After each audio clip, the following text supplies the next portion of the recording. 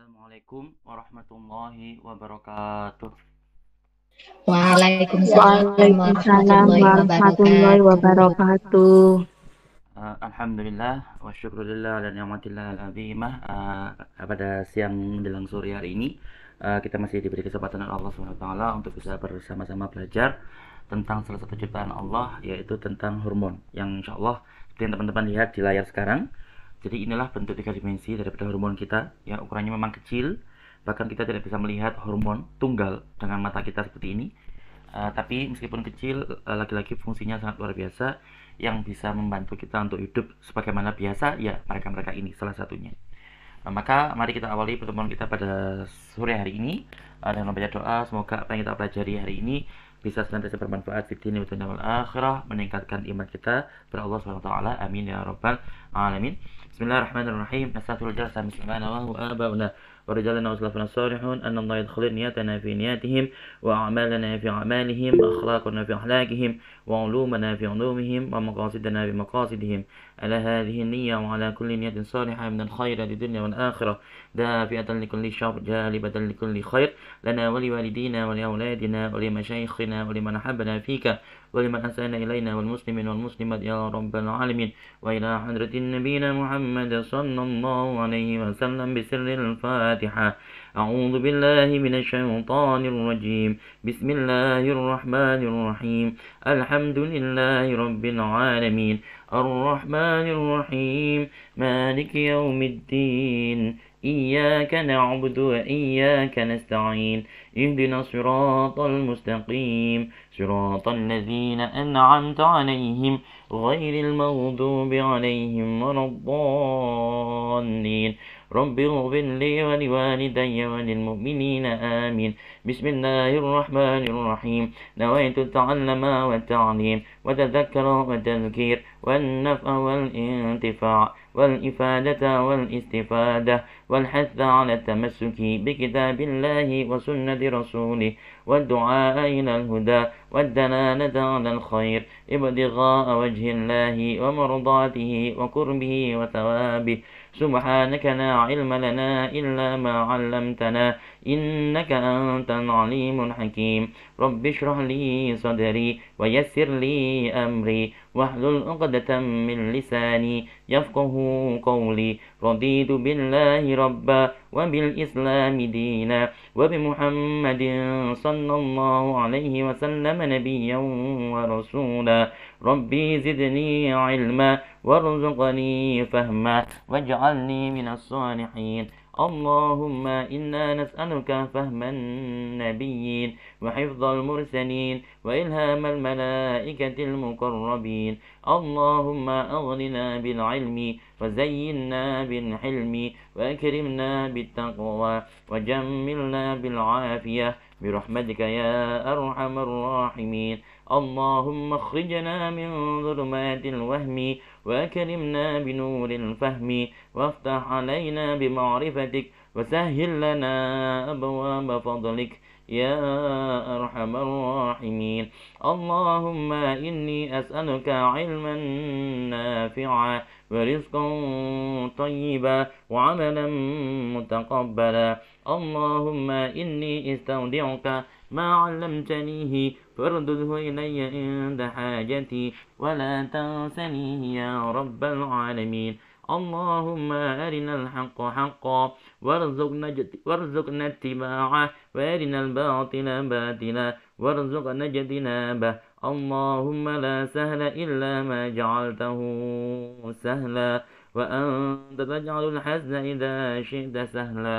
آمين آمين يا رب العالمين يا مجيب السائلين يا سميع يا بصير.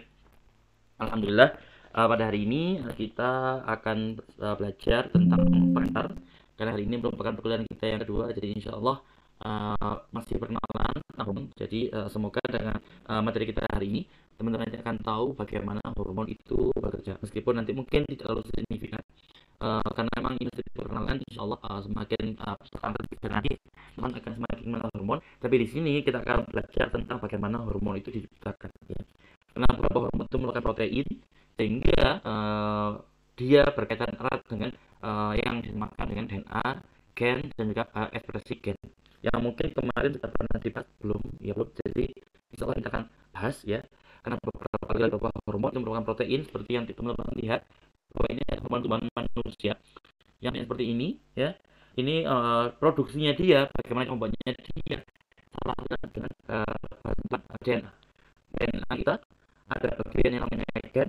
Gen ini mengkode protein hormon, maka ketika gen ini aktif, maka hormon ini nanti akan dibuat, akan tersinesis. Jadi proses pembuatan hormon itu salah satunya adalah dengan melalui proses yang dinamakan dengan transkripsi, kemudian nanti translasi dan seterusnya. Langsung saja untuk memudahkan pemahaman, untuk materi hari ini, insya Allah kita akan membahas tentang bisnis hormon ya. Kemudian juga kita akan membahas tentang penyimpanan dan sekresi hormon, bagaimana hormon itu didistribusikan dari satu sel ke sel yang lain. Kemudian juga hormon dalam darah itu hormon apa saja, bagaimana kerjanya dia. Kemudian juga bagaimana hormon itu dihancurkan, juga bagaimana hormon itu beraksi. Ya, namanya hormon, namanya protein, dia pasti memiliki fungsi di tubuh kita. Maka bagaimana dia berfungsi, bagaimana dia beraksi, itu juga nanti akan kita bahas. Meskipun kemungkinan, karena kita cuma bertemu hanya waktu sangat singkat, hanya 2 SKS, kemungkinan tidak akan selesai. Maka insya Allah kalau saya punya waktu luang nanti akan saya unggah ke YouTube ya. Saya masih banyak tanggungan untuk pengunggahan ke YouTube karena masih sangat lambat ya. Tapi insya Allah nanti kalau memang saya ada waktu luang, akan sisa materi yang belum tersampaikan hari ini akan saya unggah semuanya ke YouTube. Jadi teman-teman bisa mengamati yang ada di sana nantinya. Kemudian juga ini saya hampir yakin materi yang kedua ini tidak akan bisa selesai pada hari ini. Tapi insya Allah berarti saya sudah rencanakan di YouTube juga. Jadi tentang bagaimana integrasi sinyal hormon di level seluler maupun molekuler. Kita ingat kemarin kita membahas bahwasanya semua makhluk hidup ya, semua makhluk hidup kita itu kita manusia, tubuh kita ini organisasi sebenarnya. Maka organisasi seperti tubuh kita ini memiliki organisasi kecil yang membantu kita bisa hidup bagaimana normalnya ya. Mereka inilah yang saling membantu, yang meskipun mereka jarang dibahas, tapi insya Allah di mata kuliah ini akan kita bahas. Jadi bagaimana hormon-hormon di tubuh kita itu saling terintegrasi, karena pada hakikatnya di tubuh kita ini itu tidak ada satupun yang kerjanya sendiri-sendirian. Semua saling berhubungan, karena tubuh kita ini kalau sakit satu kerasa semuanya, kalau sehat satu maka kerasa sehat, insya Allah sehat ya, yang lainnya juga merasa sehat ya. Mungkin meskipun tidak sesempurna itu penganalogikan atau perumpamaannya. Kemudian yang berikutnya tentang bagaimana sistem respon hormon itu dikelola atau dikontrol, dan juga bagaimana integrasi hormon di level organisme. Selalu makhluk hidup seperti manusia pasti dimulai dengan atom, yaitu atom atau struktur terkecil pada tubuh manusia. Atom satu dengan atom yang lain berinteraksi, bereaksi, nanti membentuk molekul ataupun senyawa kimia yang berukuran kecil. Kemudian senyawa kimia berukuran kecil nanti kemudian bereaksi dengan satu sama lain membentuk senyawa berukuran besar. Contohnya adalah seperti protein, DNA, termasuk hormon. Ini beberapa hormon, terutama hormon yang dari protein itu juga ukurannya memiliki ukuran yang relatif cukup besar, meskipun tidak sebesar protein-protein yang berada di membran sel kita. Kemudian juga dari atom kemudian naik ke molekul, berarti ukurannya lebih besar. Molekul satu dengan molekul lain berinteraksi menjadi senyawa. Ada senyawa kecil seperti senyawa obat kita, atau senyawa yang ukurannya besar seperti protein, karbohidrat. Nanti kemudian juga masuk ke tingkatannya lebih tinggi lagi, yaitu seluler, sel. Di sel itu ada banyak sekali molekul, ada organel. Organel itu merupakan gabungan dari beberapa molekul. Jadi semakin ke atas semakin kompleks strukturnya, semakin luar biasa mekanisme regulasinya atau mekanisme kontrolnya. Dari sel nanti berkembang, sel satu dengan sel lain berinteraksi sehingga membentuk sebuah jaringan tertentu, yang jaringan satu dengan yang lainnya akan berinteraksi membentuk sistem organ, dan organ satu dengan organ lainnya akan membentuklah apa yang disebut sebagai kita manusia atau sebagai organisme. Oleh karena itu, senantiasa kalau kita belajar tentang biologi, kita harus menghubungkan bagaimana aspeknya di level molekuler atau atom, molekuler, kemudian naik menjadi level seluler, naik lagi menjadi level jaringan, naik lagi menjadi level jaringan, kemudian level organ, sampai nanti akhirnya di level organisme. Begitulah selalu sistem hierarki yang ada di tubuh makhluk hidup, termasuk kita manusia. Sekali ya, ini bisa dibaca sendiri ya. Kemudian mari yang pertama kita akan membahas tentang bagaimana hormon itu bisa didistribusikan. Sebagaimana teman-teman lihat yang tampil di gambar ini salah satu hormon yang memang tidak terlalu besar, yaitu ini hormon kecil, yaitu namanya hormon insulin.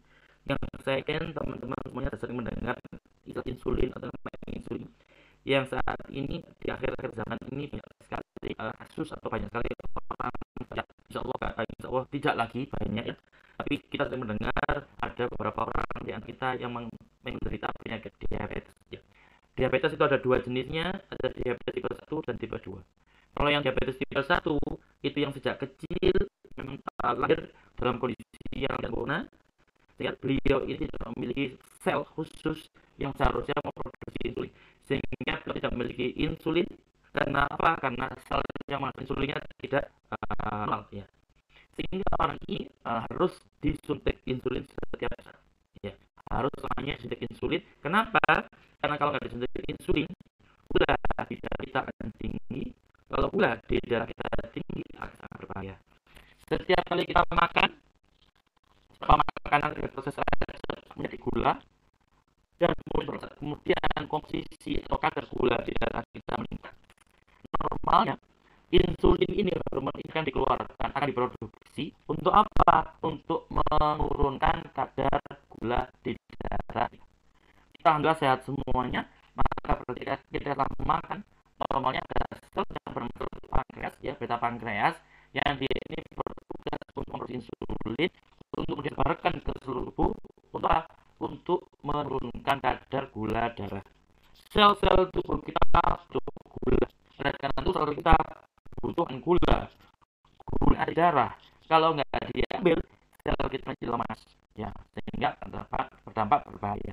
Tapi kalau nggak diambil juga, darah pun juga akan berbahaya, dengan tubuh lainnya juga akan berbahaya, karena gula ini relatif sangat berbahaya kalau tidak segera digunakan oleh sel-sel di sekitar pembuluh darah. Nah, hormon inilah yang berfungsi untuk menyetabilkan atau menyeimbangkan atau menurunkan kadar gula darah yang seringkali naik ketika pasca makan ya.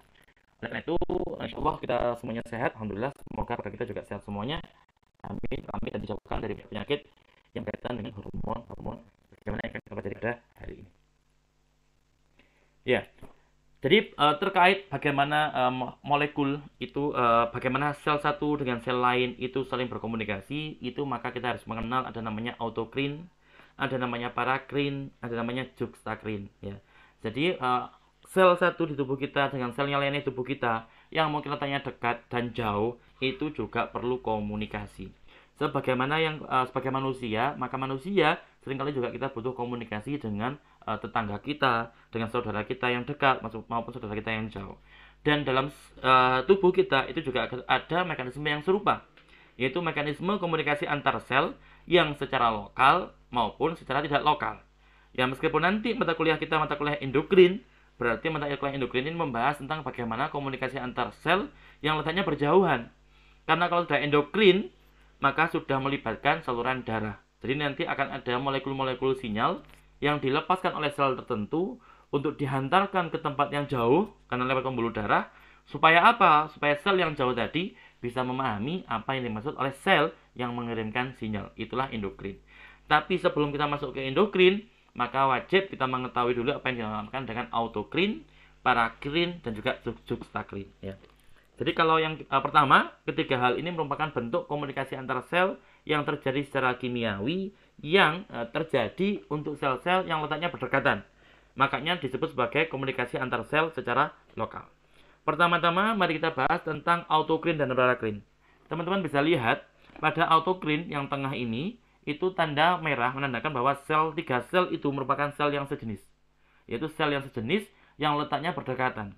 Nah, maka kemudian sel ini mengeluarkan produk-produk sekresi atau mengeluarkan molekul-molekul tertentu bagi mereka, yang mana nanti molekul-molekul itu nanti yang di sini ditandai warna merah ini ya, warna bercak-bercak merah ini, yang mana molekul-molekul itu nanti akan mencapai sel-sel tetangganya ya. Kemudian nanti akan berdifusi, kemudian akan sehingga dengan hal seperti itu masuk ke sel yang berikutnya, tetangganya, sehingga sel yang berikutnya itu akan memahami apa yang terjadi di lingkungannya ya. Seandainya ada bahaya, mungkin mereka akan memahami, oh ada bahaya. Buktinya apa? Buktinya kami mendapatkan sinyal dari sel-sel lain yang sejenis ya, karena warnanya merah, maka itu dinamakan autocrene. Atau bahkan juga bisa jadi sel itu menerima sinyal dari dirinya sendiri, ya. Jadi seringkali beberapa sel ada mekanisme bahwa sel itu kalau merasa ada sesuatu yang perlu direspon, maka sel itu akan mengeluarkan molekul tertentu yang kemudian molekul itu akan berikatan dengan dirinya sendiri, ya. Karena di tubuhnya sel itu banyak sekali terdapat protein, ada protein reseptor di permukaan sel yang mana bila mana menerima protein berikatan dengan molekul tertentu yang secara yang hakikatnya tadi dilepas oleh dia sendiri. Jadi misalkan saya ngirim WhatsApp ke saya sendiri untuk apa? Untuk menjadi pengingat, ya. Jadi seperti itu logikanya, seperti itu. Jadi dari saya untuk mengingatkan. Maka sel pun juga ada mekanisme yang sama. Sel melepaskan molekul untuk dirinya sendiri dan juga untuk molekul untuk sel-sel lain di sekitar dia yang masih sejenis. Untuk apa? Untuk merespon sesuatu bila mana memang kondisi di lingkungan luarnya dia membutuhkan ada respon tertentu. Hal yang sama juga bisa terjadi ya pada untuk sel-sel lain yang bukan sejenis dengan dia. Di sini digambarkan ada sel berwarna merah, ada sel yang berwarna biru, ya, atau ungu ini, ya.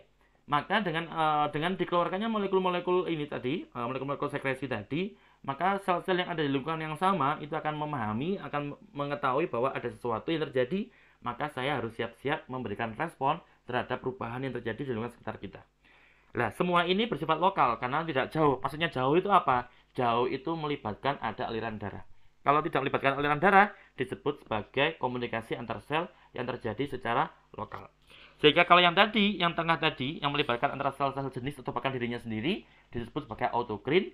Kalau yang tadi, sel-sel tetangga dia, meskipun bukan sejenis, maka itu disebut sebagai paracrene. Ya, jadi bisa dipahami ya, apa itu autocrene atau paracrene. Jadi kalau autocrene itu merupakan auto.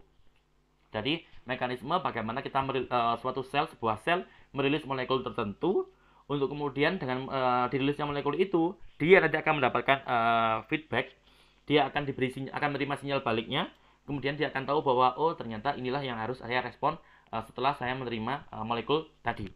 Kemudian sel-sel lain yang sejenis yang berada di sekitar dia juga akan mendapatkan sinyal yang sama, sehingga mereka pun juga akan bersiap-siap untuk memberikan respon yang sama dengan sel yang tadi melepaskan molekul sekresinya tadi. Paracrene sudah, autocrene sudah. Karena yang ketiga, juxtacrine. Ya. Jadi kalau juxtacrine ini interaksi antara satu sel dengan sel lainnya yang juga pastinya berdekatan, karena hal ini, interaksi ini atau komunikasi jenis ini itu melibatkan membran satu sel yang mengaktifkan molekul reseptor membran di sel yang berdekatan. Ya. Jadi ada molekul sinyal di permukaan tubuh sel satu, ya, ada sel di permukaan tubuhnya ada molekul sinyal, yang kemudian molekul sinyal ini akan berikatan dengan molekul lain yang ada di permukaan sel lainnya. Melalui interaksi semacam inilah terjadi proses komunikasi antara satu sel dengan sel yang lainnya. Kalau ada kontak semacam itu, melibatkan fisik semacam itu, maka itu dinamakan sebagai juxtacrine. Ya. Jadi bedakan antara juxtacrine, autocrene dan juga paracrene. Bedanya adalah semacam itu tadi. Intinya ketiga bentuk komunikasi ini, seluler ini, disebut sebagai komunikasi yang lokal karena mereka tidak melibatkan adanya aliran darah. Mereka cukup mengeluarkan molekul tertentu ya, dari tubuhnya menuju lingkungan sekitar dia tanpa harus molekul itu terdistribusi melewati atau melalui aliran darah atau pembuluh darah. Itulah tiga jenis komunikasi lokal antar sel, yaitu autocrene, paracrene, dan juga juxtacrine. Kemudian kalau sudah melibatkan jauh, ya, kalau sudah melibatkan ikatan aliran darah atau pembuluh darah, maka itulah nanti yang akan kita bahas panjang lebar di mata kuliah endokrin.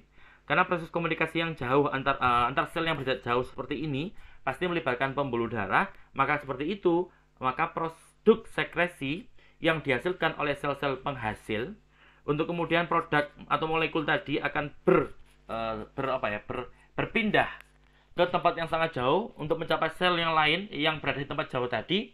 Maka di sini bentuk komunikasi semacam ini disebut komunikasi kimiawi yang masuk kategori endokrin. Ya, jadi ciri utamanya adalah lewat distribusi, lewat pembuluh darah dan juga lewat aliran darah. Jadi teman-teman bisa lihat di sini bahwa ada sel-sel yang di sini, selnya ini melepaskan molekul endokrin, ya. Kemudian molekul endokrin itu akan terbawa didistribusikan melalui pembuluh darah sampai akhirnya nanti dia akan mencapai sel targetnya dia, dan sel targetnya dia akan mengetahui apa yang dimaksud oleh sel-sel penghasil produk sekresi atau molekul sekresi tadi. Ya, inilah bedanya antara endokrin dengan tadi yang sifatnya lokal. Ya, itu intinya lewat pembuluh darah. Kemudian ada juga bentuk komunikasi yang lain, yaitu komunikasi sinaptik yang terjadi pada sel saraf. Biasanya sel ini bentuk komunikasi ini dianggap juga komunikasi yang jauh, meskipun sebenarnya selnya itu hanya sel satu. Ya, kita tahu bahwa sel saraf itu punya bentuk yang unik, punya bentuk yang berbeda dengan sel-sel yang lainnya. Bahkan dia memiliki bagian tubuh yang relatif panjang sekali dibandingkan dengan badan tubuhnya. Ya, ini adalah badan tubuh selnya. Dengan ini merupakan masih bagian selnya. Ya, ini bagian sel panjang-panjang. Mengapa? Karena memang sel saraf ini berfungsi untuk merespon, untuk mendeteksi ada apa, untuk merasakan ada apa yang terjadi di sekitarnya mereka. Maka seringkali dia dilengkapi dengan bentuk tubuh yang memanjang semacam ini. Maka bila mana ada komunikasi antar ujung sel yang letaknya itu jauh dari badan selnya melalui celah-celah sinaps, ya. Jadi ini celah sinaps, ya, celah antara dua sel saraf, ya. Yang mana interaksi semacam ini antara sel satu dengan sel yang lain letaknya berjauhan, ataupun antara ujung yang berjauhan dengan badan selnya, maka bentuk komunikasi semacam ini disebut sebagai komunikasi sinaptik. Atau produk komunikasi yang melibatkan produk sekresi. Sekresi itu berarti dikeluarkan, yang dari bagian ujung proses sel saraf yang panjang. Ini kan sel sarafnya panjang yang kuning ini, ya, yang posisinya jauh dari badan sel. Ini badan sel atau tubuh sel, ya, dengan cara difusi melalui celah sinaptik, ya. Jadi berdifusi, ya, seperti ini, berdifusi, kemudian melewati celah sinaptik sampai akhirnya sampai ke badan sel dan baru kemudian direspon. Inilah juga disebut sebagai komunikasi jarak jauh meskipun melibatkan sel tunggal, ya, tidak melibatkan sel yang berjarak jauh. Karena semata-mata karena memang sel saraf itu memiliki bentuk yang berbeda atau memiliki struktur badan yang berbeda dengan sel-sel pada umumnya, yang seringkali kalau sel hewan itu cenderung oval, tapi kalau sel tumbuhan itu cenderung bentuknya menyerupai persegi empat. Karena apa? Karena mereka memiliki dinding sel. Ya. Kemudian hormon itu juga memiliki dia fungsinya sangat luar biasa. Dia fungsinya bisa fungsi di level molekul, ya. Misalkan, ya, beberapa gen kita itu nanti untuk dia bisa ditranskripsi itu seringkali diperlukan ada sinyal berupa hormon. Misalkan hormon estrogen atau misalkan hormon lain, yang hormon itu bisa masuk ke dalam inti sel dan kemudian menginisiasi proses ekspresi gen atau gen transcription. Nanti akan saya tunjukkan bagaimana mekanisme ekspresi gen. Insya Allah teman-teman sudah pernah melihat, tapi tidak ada salahnya kalau kita melihat lagi video yang bisa menjelaskan tentang bagaimana proses ekspresi gen itu.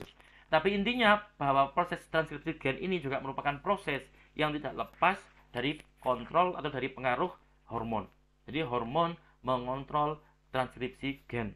Maka kalau hormonnya terganggu, maka bisa jadi proses transkripsi gen yang dikelola atau yang dikontrol oleh hormon tadi juga mengalami gangguan. Kemudian protein sintesis.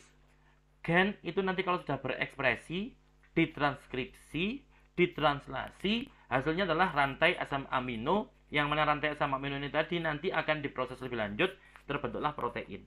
Sehingga keseluruhan proses tadi disebut sebagai tahapan proses atau protein sintesis. Yang mana itu semua juga tidak lepas dari pengaruh hormon. Ya.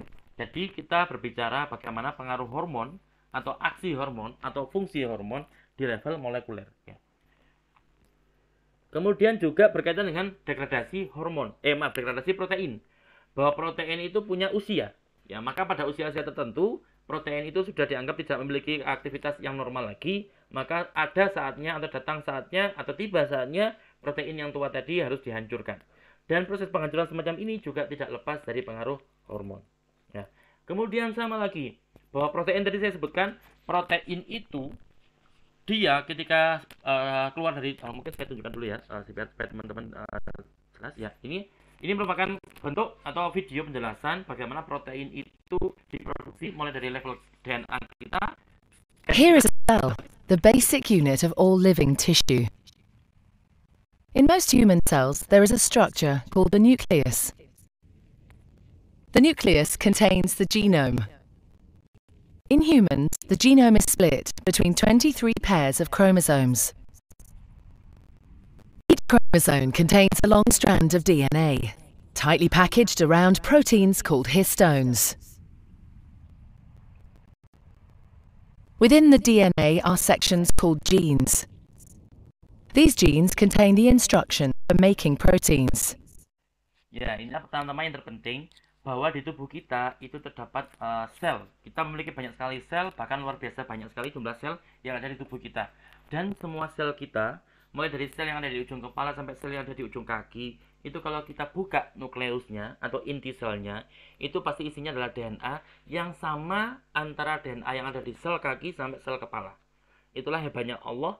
Jadi semua sel yang di tubuh kita itu memiliki sel yang sama, memiliki DNA yang sama persis dengan DNA yang ada di bagian tubuh kita yang lainnya. Ya. Lupa, tapi kok bisa beda? Kok bisa ada sel yang menjadi kulit kaki? Kok bisa ada sel yang menjadi sel saraf di kepala kita? Apa yang membedakan? Padahal kan DNA-nya sama. Maka jawabannya adalah tentang regulasi. Jadi kalau meskipun DNA-nya sama, tapi kalau dia dikontrol secara berbeda, maka itulah yang membuat identitas masing-masing sel di tubuh kita tidak ada yang sama persis. Ada sel namanya sel saraf, ada sel namanya sel kulit, ada sel namanya sel otot. Semua sel itu kalau kita buka nukleusnya, kita lihat isi DNA-nya, kita lihat urutan-urutannya, relatif sama persis. Tapi kok bisa berbeda antara sel otot, sel saraf, sel tulang tadi? Tidak lain tidak bukan karena proses transkripsi gen, salah satunya. Jadi bagaimana tubuh mengontrol proses transkripsi gen yang pada akhirnya nanti berlanjut pada proses pembuatan protein baru. Ya. Di sini saya tunjukkan tadi di dalam sel ada inti sel. Here is a cell, the basic unit of all living tissue. In most human cells, there is a structure called the nucleus. The nucleus contains the genome. In humans, the genome is split between 23 pairs. Ya.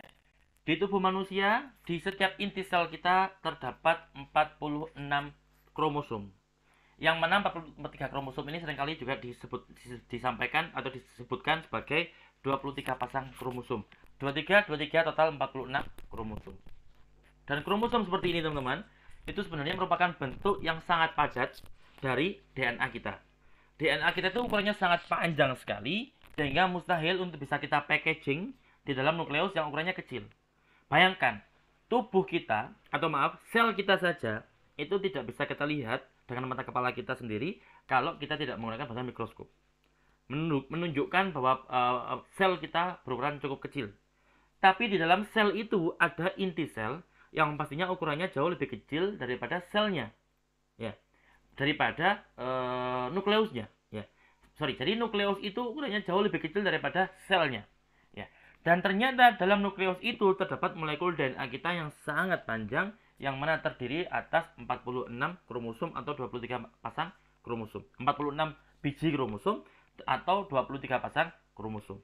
Begitulah tampilan kromosom sebagaimana yang teman-teman lihat di layar saat ini.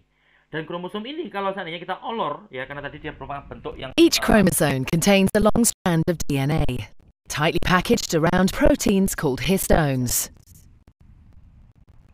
Ya, inilah. Jadi DNA yang sangat panjang itu perlu dipackaging sedemikian rupa dengan sangat padat, sangat mampat, semata-mata untuk melindungi protein ini supaya bisa masuk ke dalam nukleus, plus supaya kalau DNA-nya seperti ini teman-teman, itu sulit untuk dihancurkan. Karena memang DNA itu sangat penting, disebut sebagai materi genetik manusia, sehingga Allah sudah menciptakan struktur kromosom yang luar biasa kuat seperti ini. Tujuannya apa? Tujuannya untuk membatasi bagian mana pada DNA yang akan diikat atau akan berinteraksi dengan molekul-molekul lain. Ya, mohon maaf ya. Itulah DNA kita. DNA kita sangat panjang dan ada bagian kecil pada DNA itu yang letaknya mungkin banyak tersebar, disebut sebagai gen. Ya. Apa itu gen? Next kita akan jelaskan. Within the DNA are sections called genes. These genes contain the instructions for making proteins. Ya, jadi ada DNA, ada DNA, ada juga gen. Apa bedanya? Jadi kalau DNA itu adalah molekul yang tersusun sangat panjang, terdiri atas ATGC dan berfungsi sebagai materi genetik. Ya. Tapi tidak semua bagian pada DNA itu adalah gen. Karena gen itu adalah bagian khusus pada DNA yang tidak terlalu panjang, ya, tapi banyak, ya. yang mana bagian itu berfungsi untuk menjadi cetakan nanti ketika proses pembuatan protein. Ya. Bagaimana caranya? Pertama-tama gen ini akan ditranskripsi sehingga diperoleh apa yang disebut sebagai messenger RNA. Messenger RNA kemudian akan diproses lebih lanjut lewat translasi, akan nanti dia berubah menjadi rantai asam amino yang terus akan menjadi protein yang fungsional yang digunakan di tubuh kita. Jadi ini bedanya antara kromosom kita, kemudian nanti dengan gen kita. Apa itu gen, apa itu kromosom. Kalau gen sudah pasti dia itu DNA, tapi kalau DNA belum tentu dia adalah gen, karena banyak bagian, bahkan lebih dari 90% pada DNA kita itu bukan merupakan gen, ya. Tapi meskipun gen itu jumlahnya tidak terlalu banyak, sudah terbukti bahwa gen itu memiliki peranan yang sangat penting bagi kelangsungan hidup kita manusia. Each chromosome contains a long strand of DNA, tightly packaged around proteins called histones. Within the DNA are sections called genes. These genes contain the instructions for making proteins. When a gene is switched on, an enzyme called RNA polymerase attaches to the start of the gene. It moves along the DNA, making a strand of messenger RNA out. Inilah proses pengkopian, ya. Jadi kita tahu tadi bahwa gen itu berfungsi sebagai cetakan untuk membuat atau memproduksi protein tertentu, ya. Jadi kalau suatu saat tubuh kita memilih untuk butuh protein A, maka ada mekanisme di tubuh kita yang nanti menyuruh bahwa tolong diproduksi protein A. Maka kalau ada perintah protein A harus diproduksi, maka gen yang membawa pesan tentang protein A atau gen yang berfungsi sebagai template atau menjadi cetakan protein A harus ditranskripsi. Maka caranya seperti ini, teman-teman. Ini merupakan DNA kita. DNA kita bentuknya double helix, sehingga untuk bisa diakses oleh tadi enzim namanya RNA polimerase, yaitu enzim yang mengkatalis reaksi transkripsi, maka molekul DNA itu harus dibuka dulu. Kenapa kok dibuka? Supaya nanti bisa menghasilkan mRNA atau messenger RNA. Dengan apa bantuannya? Dengan bantuan ini, ada banyak bahasa-bahasa nukleotida yang tersebar di tubuh kita. Of free bases in the nucleus. The DNA code determines the order in which the free bases are added to the messenger RNA. This process is called transcription. Jadi proses pembacaan kode dari DNA, kemudian khususnya dari daerah gen kita sampai nanti dibuat tampilan semacam ini, itu namanya prosesnya adalah transkripsi gen. Ya, jadi transkripsi itu proses yang menggunakan DNA sebagai template, kemudian untuk menghasilkan mRNA atau messenger RNA. Sebagaimana teman-teman lihat animasinya seperti di depan kalian semuanya. Dan proses ini terjadinya di mana? Terjadinya di dalam nukleus atau inti sel.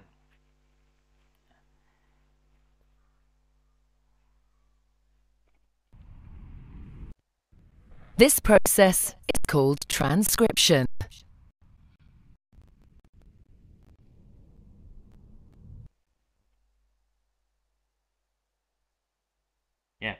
Lantas kemudian messenger mRNA ini harus dibawa atau harus dikirim lebih lanjut menuju sitoplasma.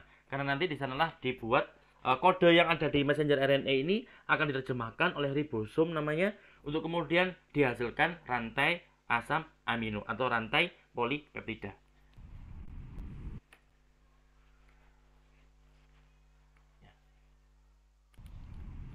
Each chromosome contains.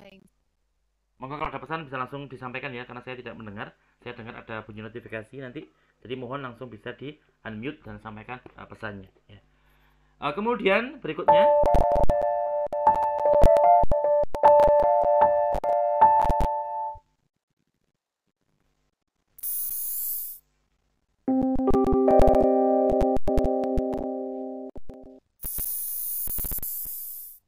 Sebelum messenger RNA itu dikirim ke sitoplasma, mRNA itu merupakan molekul yang sangat fragile, yang sangat sensitif, yang mudah sekali hancur, yang mudah sekali rusak.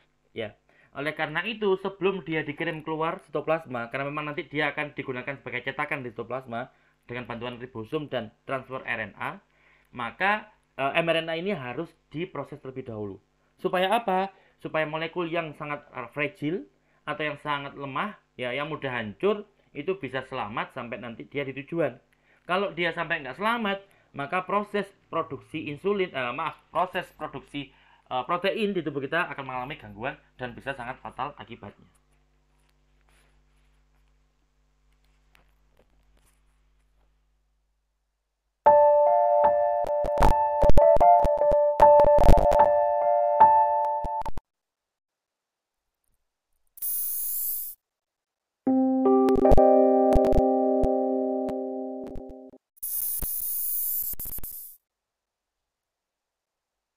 The following animation will describe the process of RNA splicing, an important Sebelum itu teman-teman, untuk memastikan bahwa molekul DNA yang tadi saya sebutkan sangat fragile, supaya dia bisa selamat sampai nanti di sitoplasma, dia itu dalam inti sel kita harus melewati 3 tahapan.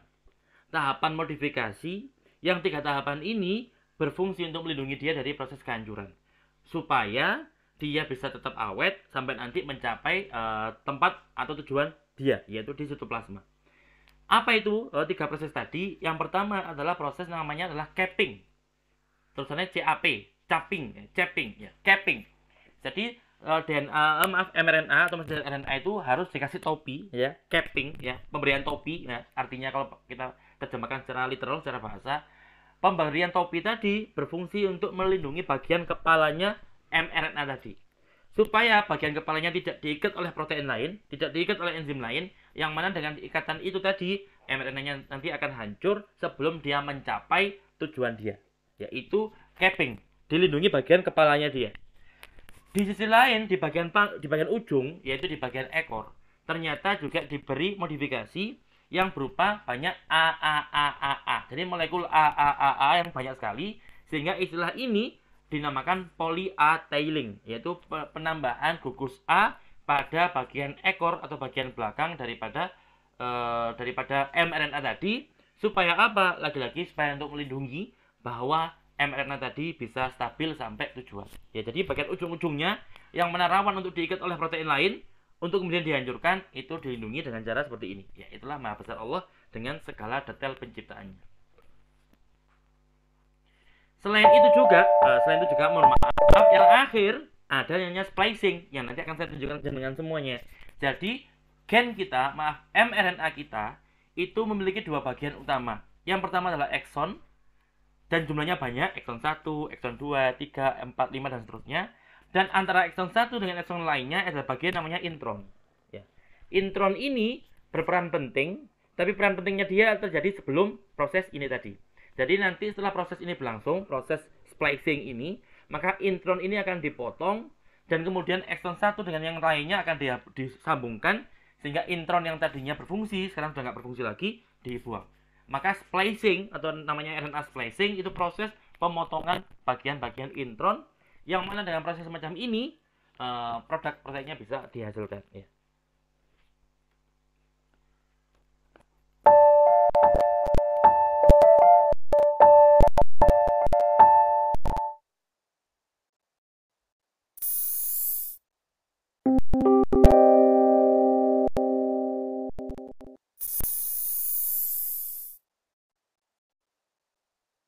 The following animation describe the process of RNA splicing, an important step in creating the mRNA that is involved in protein synthesis via the process of translation.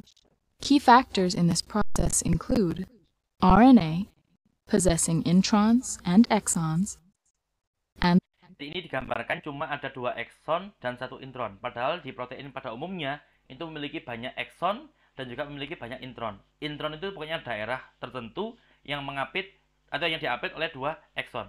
Ekson inilah nanti yang digunakan untuk memproduksi protein baru, ya, sebagai cetakan. Tapi intron ini dia sudah tidak berfungsi lagi sehingga dia dibuang. Tapi intron ini sangat penting peranannya, tapi sebelum proses ini berlangsung. Ya, jadi karena dia tugasnya sudah selesai, dia dipotong, kemudian dia akan dibuang sehingga ekson 1 dan ekson 2 akan bergabung. Ya. And exons and spliceosome.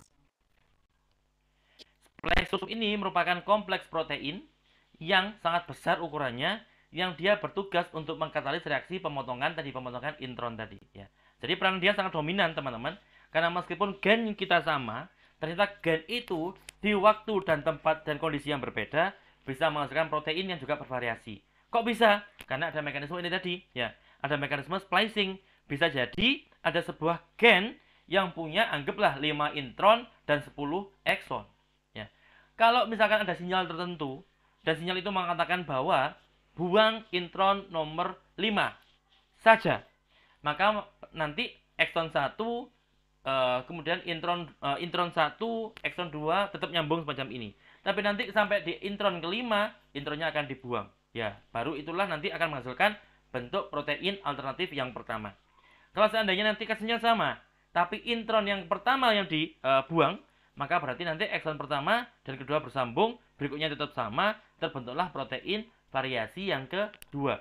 Dan masing-masing protein yang berbeda variasi semacam ini, meskipun itu milik kita sendiri, tapi efeknya nanti bisa berbeda. Ya, jadi produk gen itu kan protein.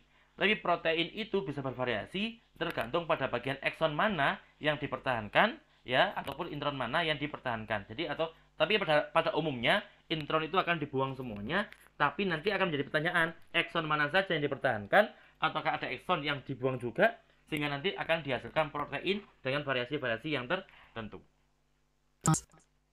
And the spliceosome. Here we see an RNA molecule with a single intron. Several signals exist within the intron that are used in the splicing process. From the 5' end of the intron, these are GU, the A branch site, a pyrimidine-rich region, and the 3' AG. The GU and AG sequences define the beginning and end of the intron. Splicing is... Ya, jadi antara intron sama ekson itu kadang-kadang ada bagian-bagian tertentu yang memang menjadi ciri khas bahwa sebentar lagi akan ketemu bagian yang namanya ekson, ada bagian yang namanya intron, ya. Tapi itu merupakan teori yang selama ini masih bertahan, ya. Tapi relatif jarang untuk dibahas oleh banyak orang. Ya, jadi konsep ini relatif konsep yang lama dan sampai saat ini pun masih diakui sebagai konsep yang benar. Mediated by the spliceosome, which consists of several protein RNA complexes. Seringkali protein semacam ini, spliceosome seperti ini, itu merupakan protein kompleks yang berarti dia tersusun atas banyak protein subunit, ya. Sehingga efeknya pun juga, aktivitasnya pun juga sangat penting. First step involves two complexes that bind near the GU sequence. Jadi ini tanda-tandanya antara daerah yang berada di daerah transisi antara antara ekson pertama dengan intron itu biasanya berupa sekuen atau urutan basa nukleotida CU, ya, CU, ya. Jadi itu merupakan GU itu merupakan tanda bahwa daerah berikutnya merupakan intron. Berarti kalau mau dipotong, potonglah di daerah ini. Itulah proses atau fungsi daripada spliceosome. GU sequence. The RNA is then looped and 3 other protein RNA complexes bind. Kemudian dengan interaksi dengan protein itu, maka molekul messenger RNA yang panjang tadi somehow akan dilipat semacam ini untuk kemudian akan dikenali oleh kompleks protein lainnya, ya, kompleks yang lainnya, subunit protein lainnya, sehingga nanti akan terjadi proses pemotongan intron, ya, sehingga nanti ekson 1 dengan ekson kedua akan bersambung semacam itu.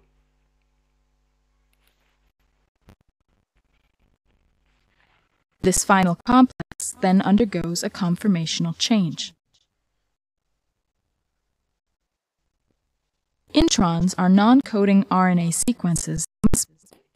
Ya, intron merupakan bagian dari DNA, yaitu bagian dari gen yang tidak mengkode protein tertentu.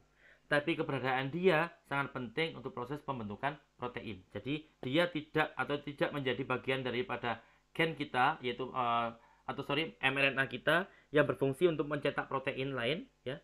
Intron tidak perlu. Tapi intron diperlukan di tahapan-tahapan sebelum proses ini terjadi, ya. Be removed before translation. The process of removing the intron is called splicing. The intron is then cleaved at the 5' GU sequence and forms a lariat at the A branch site.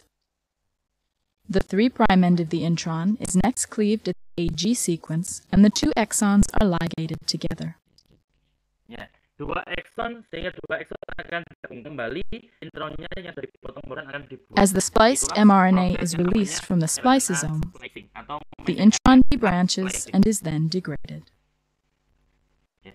Sehingga setelah dipotong, dihancurkan, dan potongan-potongan atau bagian-bagian subunit kecilnya dia akan dimanfaatkan lagi oleh tubuhnya untuk bisa jadi memproduksi hal-hal yang lainnya. Karena kan ini molekul ini bisa dipecah ya, sehingga diperoleh ya.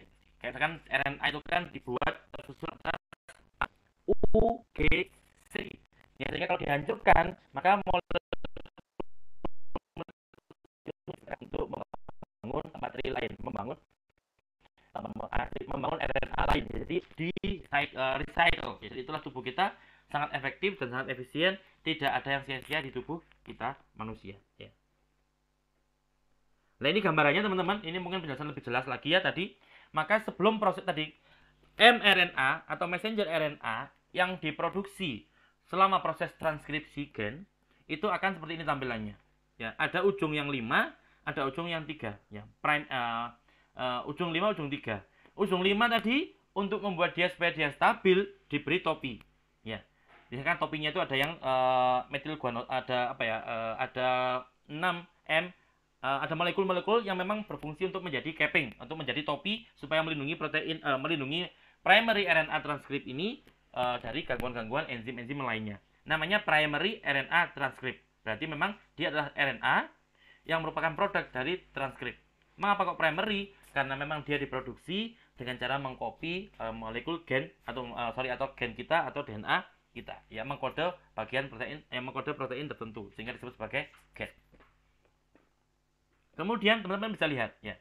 Teman-teman bisa lihat bahwa bagian atau primary mRNA ini memiliki banyak ekson ya. Ekson pertama, kemudian ada intron, ekson kedua, ada intron, ekson ketiga, entron, ekson keempat, intron, ekson kelima. Ya, ada 5 ekson, begitu pula ada 1 2 3 4, ada 4 intron.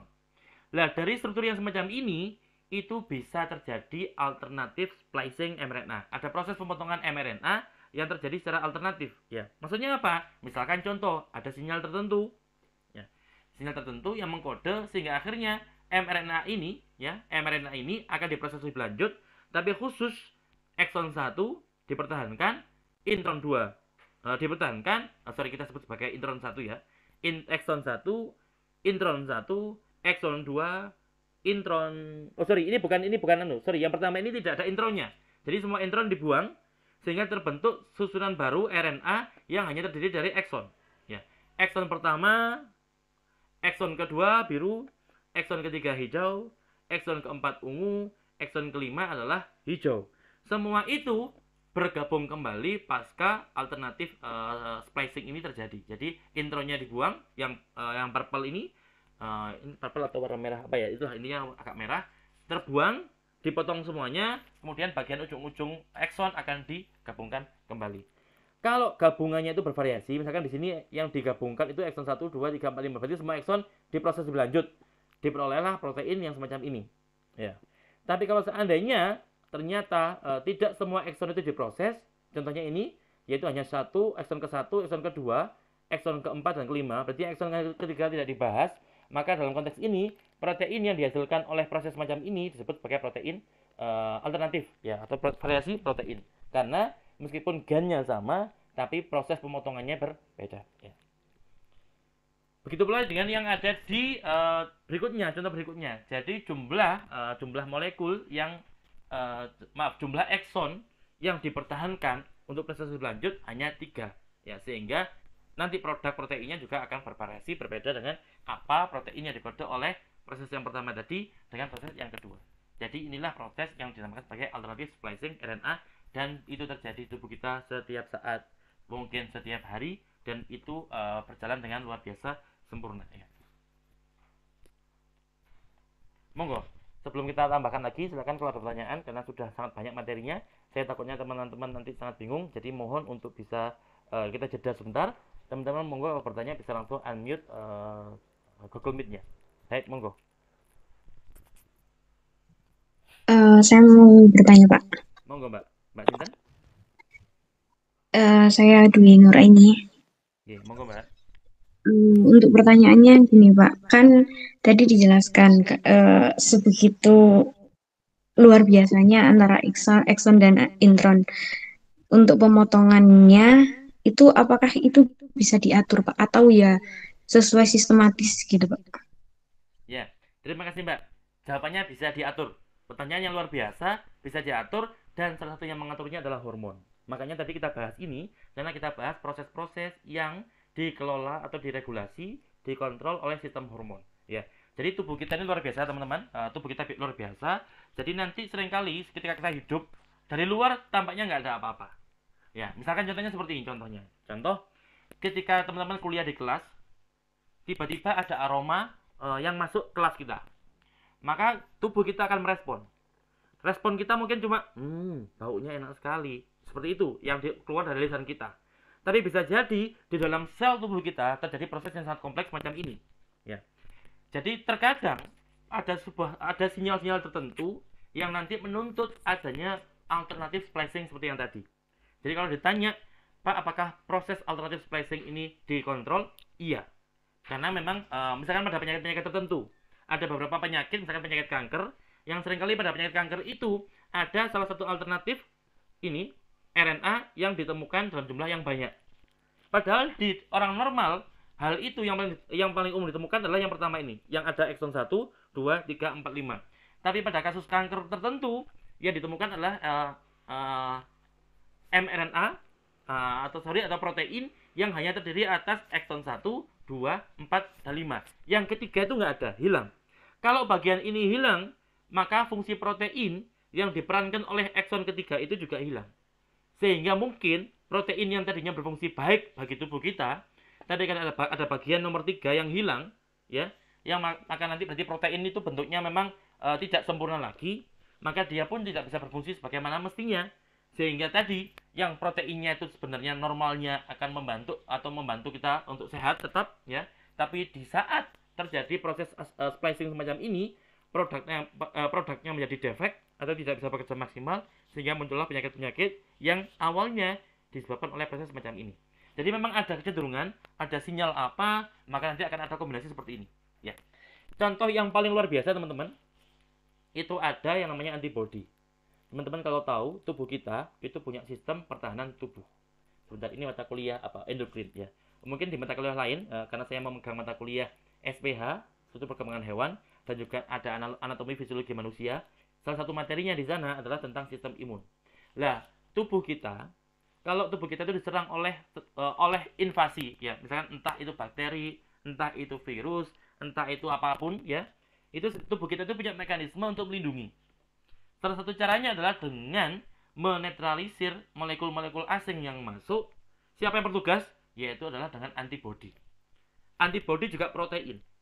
Antibodi itu luar biasanya adalah antibodi ini protein yang disusun dengan sangat presisi, yang dikelola, diproduksi dengan sangat presisi, sehingga satu antibodi hanya bisa mengenali satu molekul tertentu. Ya. Jadi seperti itu. Nah, antibodi ini dibuat lewat mekanisme yang semacam ini, teman-teman. Mekanisme yang sangat luar biasa. Gennya itu jumlahnya terbatas, tapi kalau kita lihat, bayangkan betapa banyaknya jumlah antibodi yang dihasilkan. Ingat, antibodi itu sangat spesifik, jadi tidak bisa satu antibodi bisa, tapi tidak seperti itu kerjanya. Mayoritas antibodi itu sangat spesifik, satu antibodi untuk satu molekul targetnya dia. Ya. Dan untuk membuat antibodi yang jumlahnya sekian banyak itu, ya maka melalui kombinasi-kombinasi semacam ini. Ya, jadi memang lagi-lagi ya Mbak dikontrol. Karena di tubuh kita itu tidak ada yang random. Ya. Bahkan penyakit saja itu ada polanya. Kalau teman-teman nanti insya Allah kita ada waktu, akan saya tunjukkan beberapa database protein yang menunjukkan bahwa pada penyakit-penyakit tertentu semuanya itu teratur. Buktinya apa? Buktinya ada orang lain sakit flu. Kita kalau flu minum obat yang sama dengan apa yang diminum orang itu bisa sama-sama sembuh. Berarti ada kesamaan antara tubuh kita dengan tubuhnya dia. Padahal dia orang lain dan keluarga kita. Tapi kok mirip? Ya itulah keaturan. Nanti kalau kita masuk ke level yang lebih dalam lagi, level molekuler misalkan, ternyata juga sama. Ya. Tentang bahwa semua proses yang ada di tubuh kita itu kompleks, sangat detail. Gambar saja teman-teman. Ya. Saya itu selama 3 tahun lebih di zaman kemarin, ya, itu hanya belajar tentang satu senyawa kimia, yaitu senyawa NAD+. Atau teman-teman yang mungkin pernah dengar nicotinamide, adenin, ya, dinukleotide, ya, plus, ya. Hanya satu molekul saja saya pelajari selama 3 tahun, belum selesai. Satu senyawa. Nah, sekarang kita berbicara tentang ekson. Yang ekson itu tersusun, kita berbicara tentang protein. Yang protein itu tersusun atas banyak ekson. Ekson satu saja loh terdiri atas banyak molekul nukleotida. Jadi luar biasa, sehingga semua pasti terkontrol. Ya, jadi itulah. Bahkan sakit saja kondisinya kelihatannya random, tapi notabene tetap terkontrol. Buktinya ya tadi, bahwa ada obat menandakan bahwa banyak kasus penyakit yang polanya sama. Ya, sakit saja polanya sama, berarti terkontrol. Oleh karena itu sangat sulit bagi kita umat muslim menerima bahwa bumi ini tercipta dari proses random, karena sangat-sangat sulit menemukan sesuatu hal yang luar biasa, langit yang bisa tetap tegak di atas sana tanpa ada tiang, jika terjadi secara random. Jadi itulah salah satu hikmah yang kita peroleh dari proses pembelajaran kita seperti ini.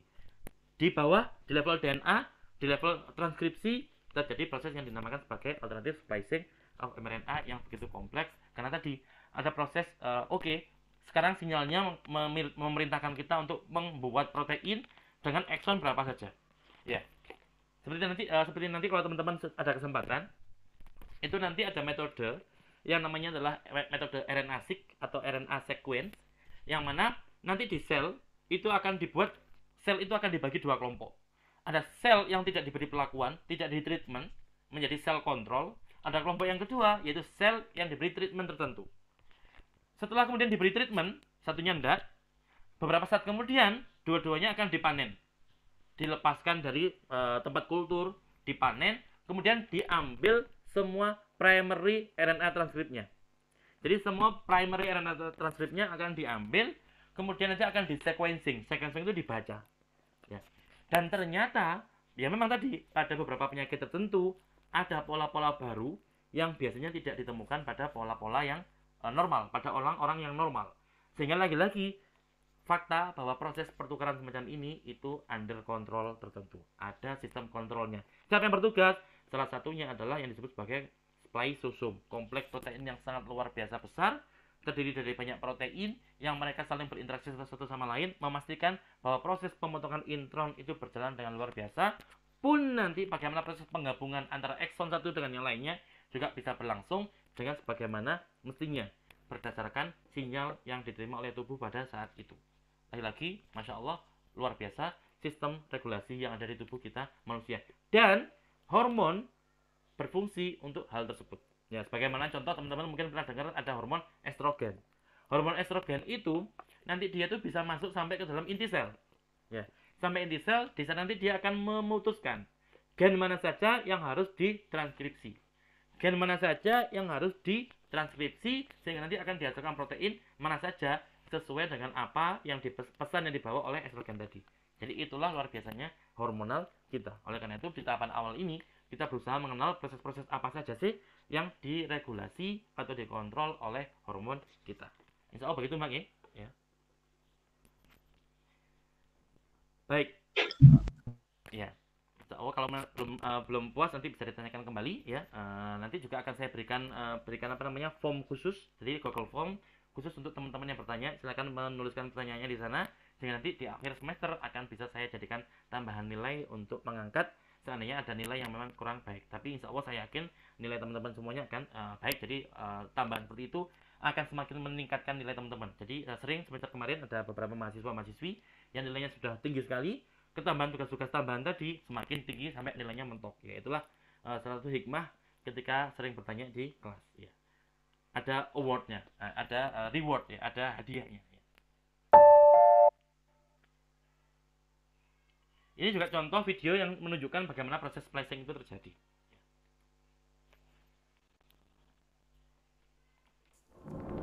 As DNA is transcribed into RNA, it needs to be edited to remove Ini merupakan DNA yang mengkode protein tertentu atau disebut sebagai gen. Gen akan dibaca oleh enzim, namanya adalah enzim RNA polimerase. Yang mana enzim ini sebenarnya bukan hanya satu protein, tapi juga kompleks. Dan kemarin saya membaca literatur, ternyata ada kompleks yang di sini, kompleks protein RNA polimerase ini nanti akan berikatan dengan namanya kompleks mediator. Dan total jumlah molekul protein yang membentuk kompleks itu jumlahnya mencapai lebih dari 30 protein.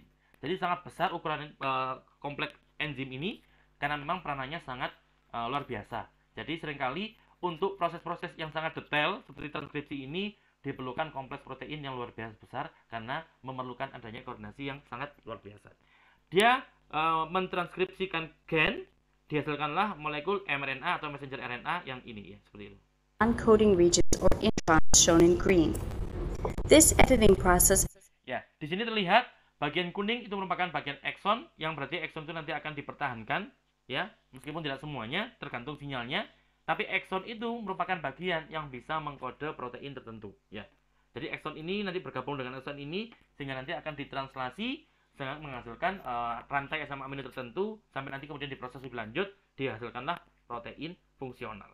Yang hijau itu merupakan intron, yaitu bagian yang tidak mengkode protein atau tidak mengkode bagian protein tertentu. Is called splicing, which involves removing the introns, leaving only the yellow protein coding regions called exons. RNA splicing begins with assembly of. Lihat, ada banyak sekali protein yang terlibat dalam proses pemotongan ini. Lagi-lagi karena memang memerlukan proses yang sangat teliti. Kalau kita bayangkan kalau proses ini sangat salah ya, karena mungkin penyakit tertentu atau mutasi tertentu, maka efeknya bisa sangat signifikan ya bagi seseorang itu. Helper proteins at the intron-exon borders. These splicing factors act as beacons to guide small nuclear viboproteins to form a splicing machine called the spliceosome. The animation is happening in real time. The spliceosome then brings the exons on either side of the intron very close together, ready to be cut. One end of the intron is cut and folded back on itself to join and form a loop. The spliceosome then cuts the RNA to release the loop and join the two exons together. The edited RNA and intron are released and the spliceosome disassembles. This process is repeated for every intron in the RNA. Numerous spliceosomes, shown here in purple, assemble along the RNA. Each spliceosome removes one intron, releasing the loop before disassembling. Kita lihat bagian warna hijau yaitu intron dipotong ya secara bersama-sama. Inilah proses yang tadi luar biasa teliti, luar biasa presisi dan maha besar Allah dengan segala kemampuannya yang bisa kita lihat seperti ini ya. Jadi dulu saya sempat berpikir ingin mendalami bidang ini ya, tapi luar biasa sulit untuk bisa diterima di laboratorium di sana yang menangani hal ini. Sampai sekarang kemarin profesornya meninggal, jadi sudah pupuslah harapan saya untuk studi tentang hal ini di tempat sana ya. Tapi memang luar biasa mekanisme semacam ini, teman-teman. Jadi luar biasa teliti karena karena RNA itu sangat fragile ya, sangat lemah, sangat mudah hancur ya. Maka bisa dibayangkan proses ini bisa berlangsung dengan sangat smooth, sangat halus untuk memastikan bahwa prosesnya berjalan dengan lancar, dengan sempurna, teliti, sehingga nanti dihasilkan kompleks baru yaitu ekson 1, ekson 2, ekson 3, ekson 4 bersatu, nanti diproses, ditranslasi sehingga dihasilkan protein yang berfungsi untuk banyak hal di tubuh kita ya. In this example, 3 introns are removed from the RNA to leave the complete. Jadi di video ini ada 3 intron yang dipotong dan kemudian akan dibuang sehingga terbentuk, berarti kalau 3 intron berarti ada berapa ekson? Ekson pertama, intron pertama, ekson kedua, intron kedua, ekson ketiga, intron ekson 1, 2, 3, 4 ya, 1, 2, 3 berarti ada 4 ekson. Jadi ini yang kuning merupakan gabungan dari 4 ekson ya, karena ekson 1 intron, ekson 2 intron, ekson 3 intron, ekson ya, seperti itulah bentukan kuning ini tadi ya, yang mana akan dilanjutkan lagi ke translasi dibantu ribosom untuk menghasilkan rantai asam amino yang nanti akan berfungsi menjadi protein fungsional. Instructions for a protein.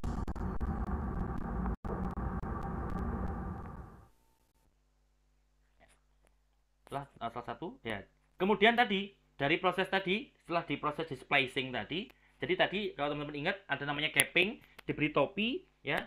Kemudian juga ada polyatailing, diberi ekor untuk melindungi bagian belakangnya dia, bagian depannya dikasih helm atau dikasih topi, belakangnya dikasih ekor, di tengah-tengahnya dipotong bagian-bagian yang tidak lagi diperlukan, yaitu intron. Ya. Jadi depan, belakang, tengah daripada messenger RNA ini diproses melalui proses yang namanya RNA processing. Salah satu RNA processing itu ada namanya RNA splicing yang barusan kita lihat, yaitu proses pemotongan intron. Kemudian diperoleh messenger RNA yang baru, ya, yang lebih matang, ya. Baru nanti akan diproses lebih lanjut di sitoplasma, kemudian akan dibaca oleh ribosom melalui proses yang disebut sebagai translation. Seperti ini yang teman-teman bisa lihat, ya. Ini pakai video saja lebih jelas nanti. Jadi ini lanjutan dari video tadi, bahwa ini adalah messenger RNA yang awalnya tadi diproses tadi, dikasih capping itu di inti sel di dalam nukleus, dikasih poly A tailing juga sama di dalam nukleus, termasuk splicing tadi, dipotong tadi juga terjadinya di nukleus. Setelah dipotong semua itu nanti baru akan ditransfer keluar menuju sitoplasma.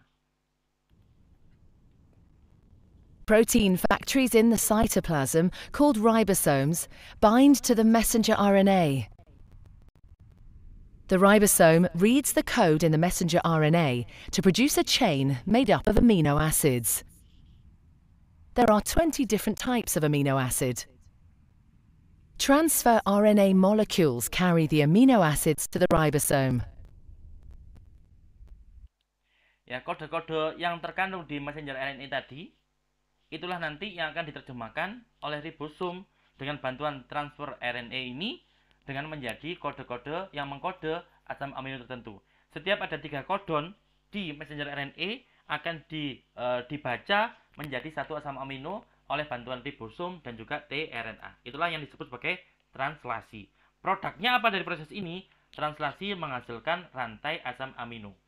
Kalau tadi transkripsi, produknya apa? Produk transkripsi adalah pre-mRNA. Yang mana pre-mRNA akan diproses dengan capping, diberi topi, kemudian poly A tailing, diberi ekor, kemudian di splicing, dipotong intronnya menjadi mature mRNA. Mohon maaf, maksudnya mRNA yang sudah matang. mRNA semacam itu baru akan dikirim ke sitoplasma dan terjadilah proses translasi sebagaimana yang akan kita lihat. The messenger RNA is read 3 bases at a time. As each triplet is read, a transfer RNA delivers the corresponding amino acid. This is added to a growing chain of amino acids. Jadi struktur semacam ini merupakan struktur primer dari protein, yaitu struktur yang belum membentuk 3 dimensi sama sekali, hanya cuma rantai asam amino saja. Ya.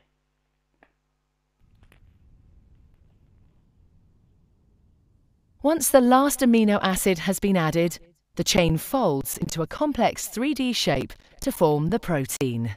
Ya, karena protein untuk bisa berfungsi dengan sempurna, dia harus diproses lebih lanjut lewat yang namanya adalah protein folding. Ya, ada namanya post translation modification, yaitu nanti setelah ditranslasi ini dia akan dimodifikasi sedemikian rupa untuk bisa fungsional sesuai dengan apa yang memang ditakdirkan untuk dia. Ya.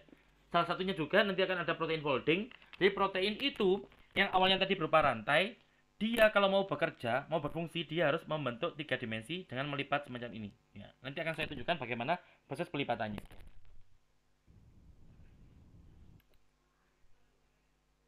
Ya, ini namanya post translational processing. Jadi mulai transkripsi tadi sampai translasi, sampai post translational processing atau post translational modification, semua proses ini berada di bawah regulasi hormon. Jadi hormon sangat penting karena hormon itu mempengaruhi hal-hal semacam ini. Ya, jadi bisa kita bayangkan betapa kompleksnya kerja hormon. Nggak heran kalau sampai seringkali saat ini banyak orang yang sudah mulai mengkonsumsi obat-obat yang bisa mengontrol hormon. Kalau minumnya berlebihan, maka bisa jadi hal itu bisa merusak kesetimbangan atau keseimbangan sistem hormonal pada tubuh orang itu, yang mana seringkali bisa berbahaya. Contoh sekarang kita sering dengar ada nun sewu, ada laki-laki yang dia merasa bahwa dia itu bukan laki-laki, dia itu adalah perempuan yang terjebak di tubuh laki-laki, sehingga dia nun sewu, dia laki-laki tapi mengkonsumsi hormon-hormon wanita, sehingga dia menjadi lebih feminim. Ya. Ataupun sebaliknya, mereka wanita yang merasa bahwa dia itu bukan wanita sebenarnya, saya itu wanita tapi saya itu laki-laki yang terperangkap di tubuhnya seorang perempuan, sehingga dia mengkonsumsi hormon-hormon laki-laki sehingga dia lebih maco, maskulin, luar biasa maskulin, ya itu juga bisa berbahaya bagi yang bersangkutan di masa mendatang karena hal itu merusak sistem hormon yang ada di tubuh itu ya. Itu bagaimana hormon itu berperan sangat penting karena buktinya kalau tidak seimbang, tidak sempurna, efeknya bisa sangat luar biasa.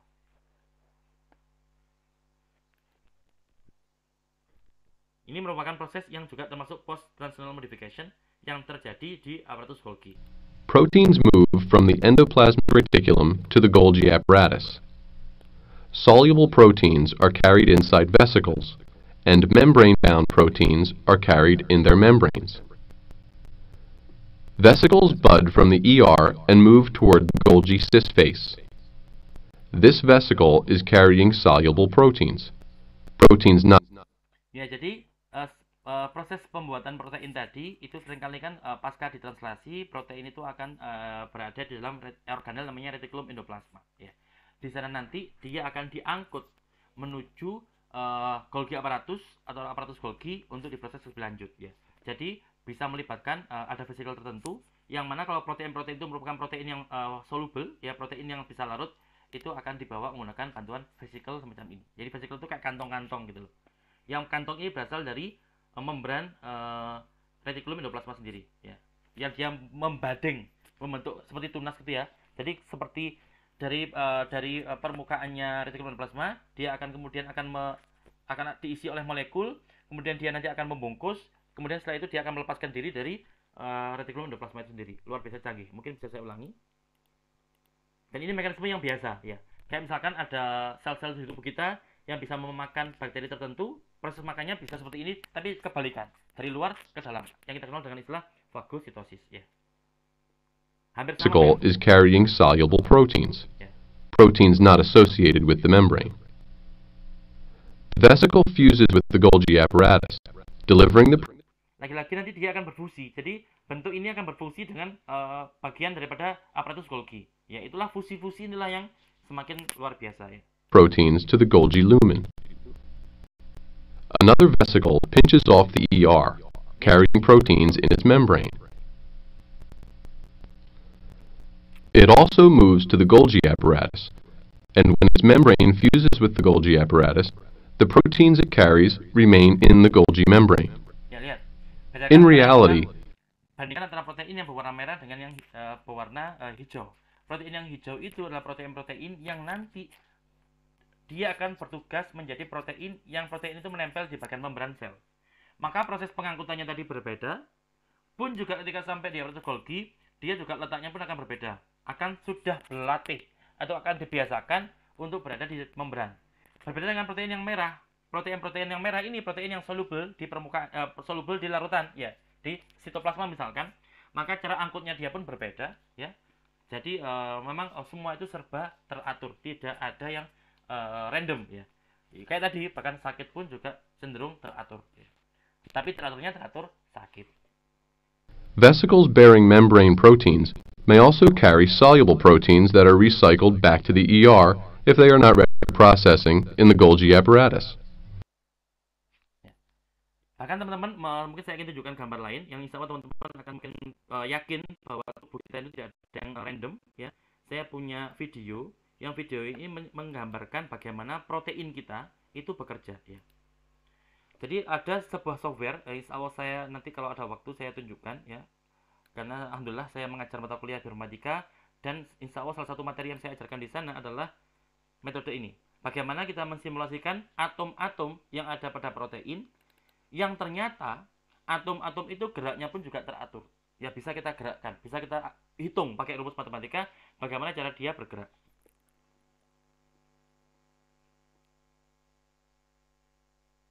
Insya Allah adalah ini.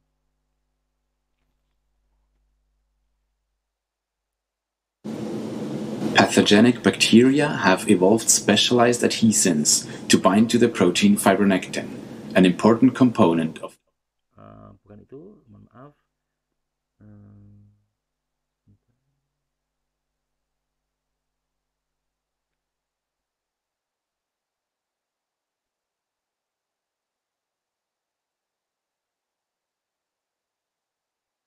Ya, ini. bagaimana molekul obat itu mengikat protein target. Itu pun bisa dihitung bagaimana rumus matematikanya. Seperti ini teman-teman. Jadi molekul obat, ya, senyawa kimia yang kecil itu akan mencari di lokasi mana yang dia bisa mengikat protein targetnya dia dengan sangat enak, sangat PW, sangat nyaman. Sehingga nanti kalau dia sudah ketemu tempat yang sangat nyaman tadi, dia bisa menempel di sana, bisa mengikat protein itu, akibatnya bisa jadi aktivitas protein itu menjadi dihambat. Jadi dalam rangka ke sana, senyawa obat atau senyawa kimia itu akan mencari titik yang paling ideal. Dan ternyata senyawa-senyawa kimia lain pun juga akan mengikat di tempat yang sama.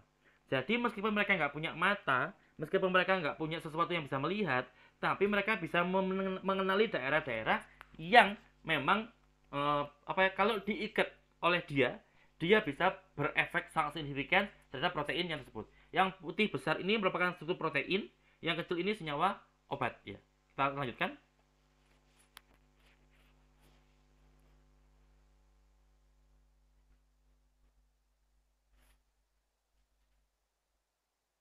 Ya, jadi dia tuh akan mencari tempat mana, bagian mana dari protein itu yang bisa diikat oleh dia dengan tenaga atau energi yang paling kecil. Ya, berarti dia akan berada di situ karena tempat itu merupakan tempat yang paling PW bagi dia. Dan ini teman-teman, diulangi berulang kali pun simulasi semacam ini, itu hasilnya tidak jauh berbeda.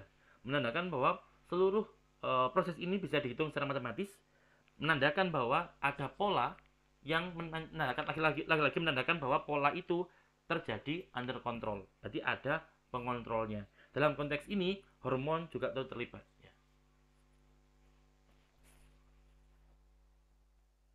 Ini bisa kita buat pakai komputer ya, meskipun kita butuh waktu yang sangat panjang sekali. Zaman dulu ketika saya mengerjakan tesis, untuk mensimulasikan gerakan protein selama 2 nanosecond, ingat 2 nanosecond, bukan 2 second, bukan 2 detik, tapi 1/1000 detik. Sangat singkat waktunya, tapi untuk mensimulasikan hal itu, kita perlu simulasi kita perlu komputer nyala terus sepanjang hari, selama 1 minggu hanya untuk mensimulasikan 1/1 miliar detik. Mengapa? Ya karena memang setiap atom yang menyusun protein itu dihitung. Atom-atom kecil ini dihitung. Berapa jarak dia saat itu, dia butuh energi berapa, dan bagaimana itu bisa dihitung semuanya, menandakan bahwa proses di tubuh kita di level atom sekalipun itu sangat teratur ya. Jadi itulah tanda betapa Allah itu maha besar. Mungkin yang terakhir akan saya tunjukkan ya. Mohon maaf, akan saya tunjukkan bagaimana protein itu bisa dikenali ya lagi-lagi kita berbicara tentang tubuh kita tidak random, tubuh kita ada pengaturnya, dan hormon merupakan salah satu pengaturnya dia ya.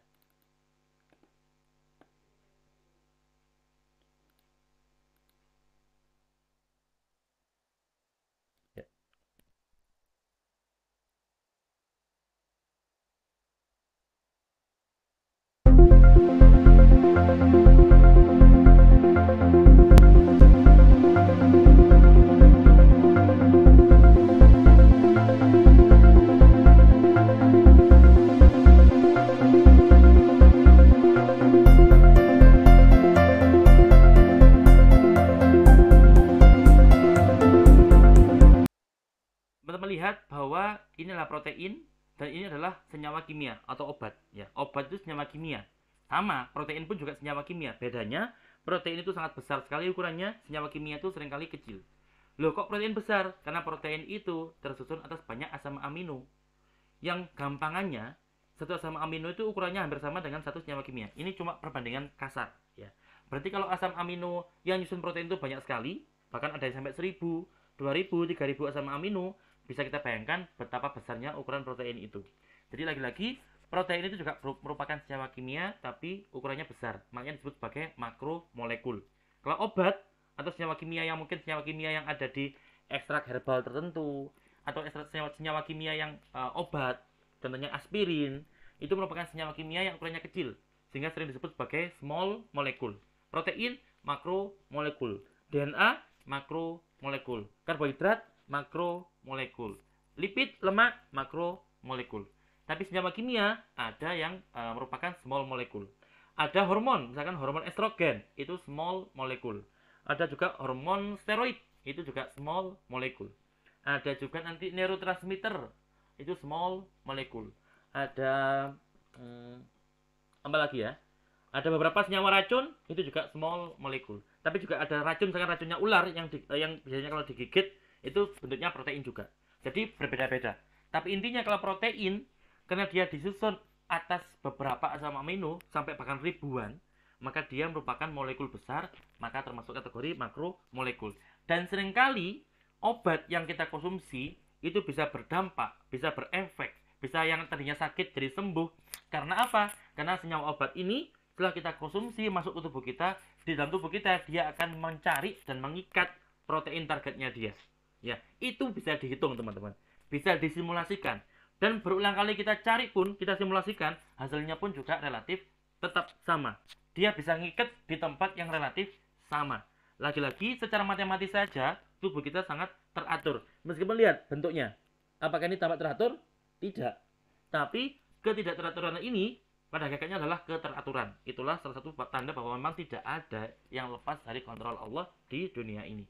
Jadi kalau teman-teman sampai sudah belajar mata kuliah endokrin, ya, melihat ini semuanya kok sampai anak dalik ya, kita beruntung semua kita orang muslim.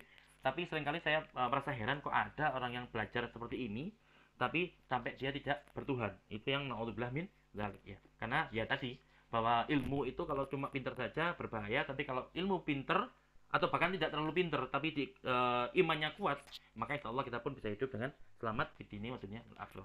Lanjut, kita masih punya waktu sekitar 10 menit ya. Sampai selesai ini mungkin.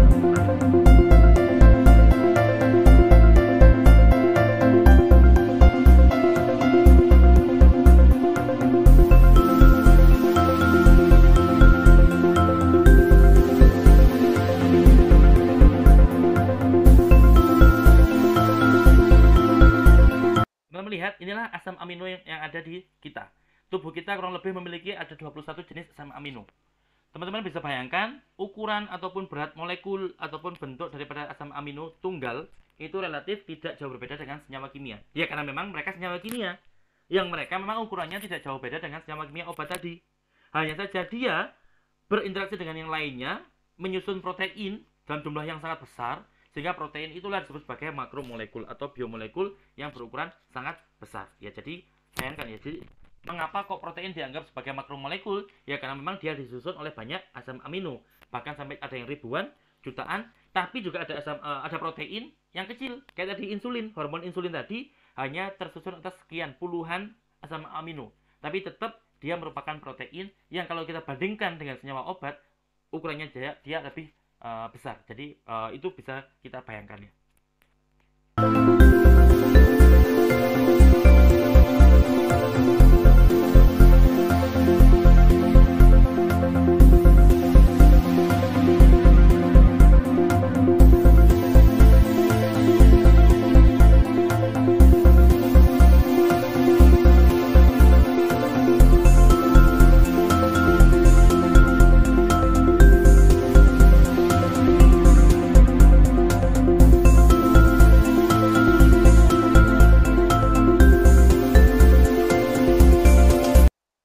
Teman-teman ingat tadi bahwa di proses translasi tadi ya, messenger RNA kita akan diterjemahkan oleh ribosom dengan bantuan transfer RNA untuk kemudian akhirnya menghasilkan rantai asam amino. Rantai asam amino berarti ada asam amino 1, 2, 3, 4 sampai ada yang ribuan atau bahkan ada sampai mencapai 3.000, 4.000 bahkan puluhan ribu. Nah, urutan asam amino tadi, beberapa di antara mereka ada yang cenderung untuk membentuk struktur sekunder seperti ini, yang helix.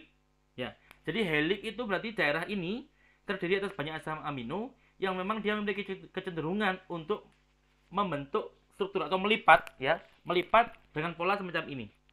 Di sisi lain ada gerombolan asam amino yang mana mereka memiliki kecenderungan untuk melipat dengan pola semacam ini, yaitu pola betasid yang kuning. Tapi juga di saat yang sama ada segerombolan asam amino yang di suatu tempat yang menyusun protein tadi, dia akan membentuk struktur loops, lekuan-lekuan semacam ini.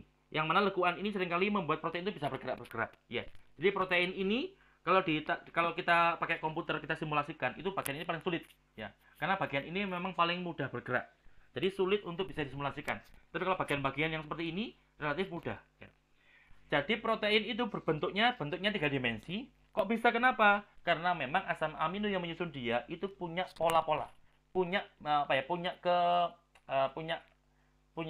keinginan sendiri-sendiri ya. Dia memiliki kecenderungan untuk melipatnya bagaimana. Dan mereka melipat semacam itu, dia membentuklah struktur sekunder semacam ini. Bahkan nanti teman-teman, ada asam amino, segerombolan asam amino, yang mana dia itu nggak suka sama air. Maka kecenderungannya protein-protein semacam, kecenderungan asam amino semacam ini akan cenderung ketika melipat, dia akan melipat dan delesep ke bagian dalam, sehingga nanti protein itu permukaannya cekung-cekung. Dan bagian-bagian yang cekung-cekung inilah yang seringkali akan diikat oleh senyawa obat. Dan lagi-lagi tadi, obat yang sama kita simulasikan berulang kali akan menunjukkan kecenderungan untuk mengikat di tempat yang sama. Jadi meskipun lagi-lagi mereka nggak punya mata, tapi mereka punya pola. Dan pola menandakan bahwa mereka itu dikontrol oleh kekuatan yang maha luar biasa. Ya. Lanjut.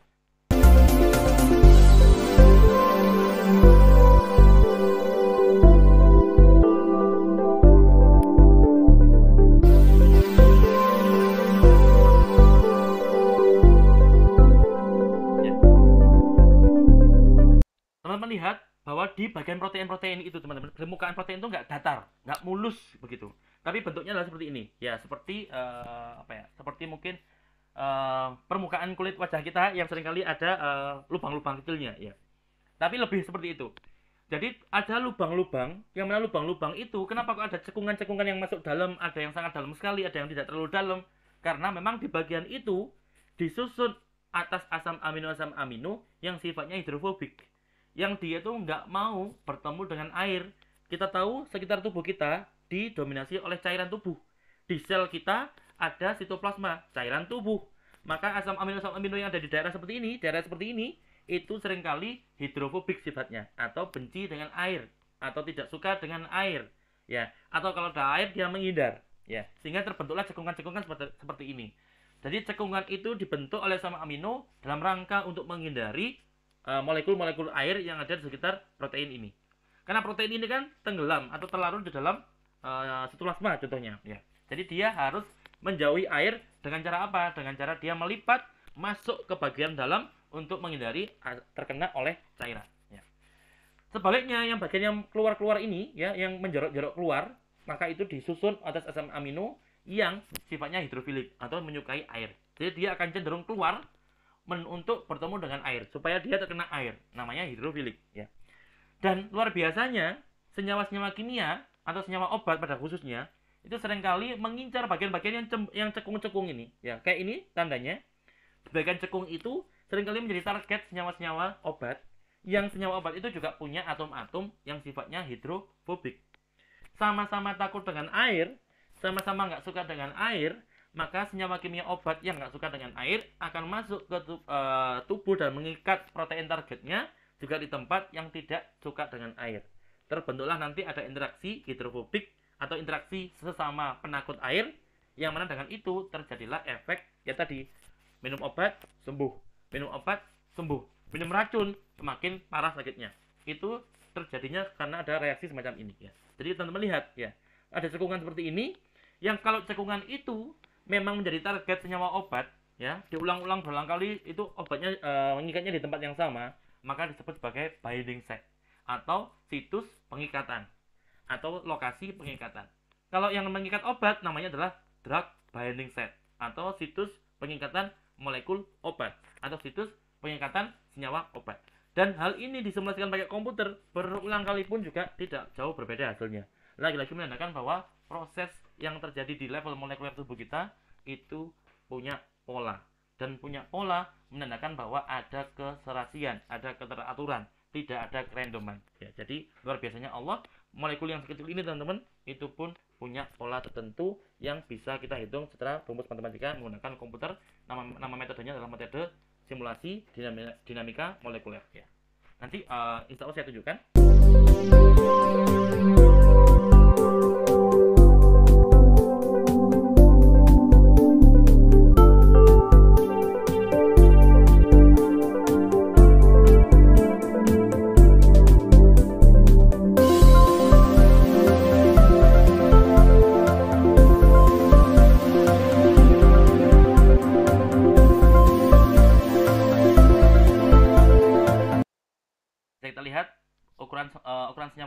kecil, protein cenderung besar karena tadi protein itu tersusun atas banyak asam amino. Makanya disebut sebagai poliamino, poliamino asid atau banyak asam amino yang menyusun protein itu.